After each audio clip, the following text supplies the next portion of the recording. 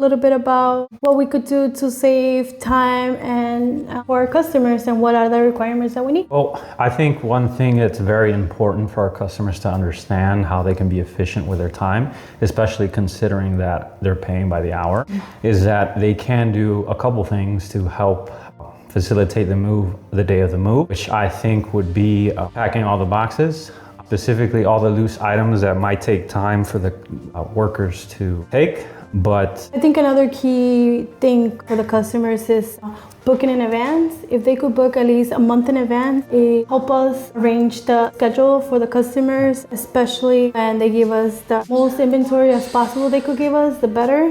Because as you're dispatching the crews, the more information you guys have about the job, the easier it becomes to organize. I agree that when the inventory is as accurate as it can be, that gives us a more accurate estimate, especially time-wise. And in a busy season where we might have one or two jobs, it might facilitate having an accurate, it's easier to facilitate several moves in a day if the inventory is accurate. But more especially, it's just the customer knows what they're going to be paying at the end of the day.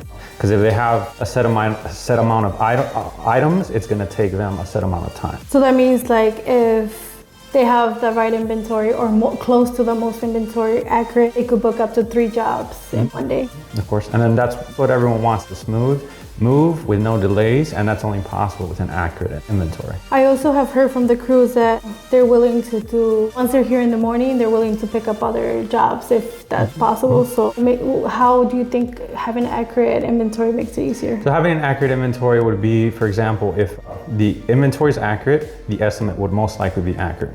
So if an inventory is accurate for 3 hours, the guys knock it off. And if by chance there's another job within those 3 hours, or around that 3 hour mark, the guys will know that they can do another job.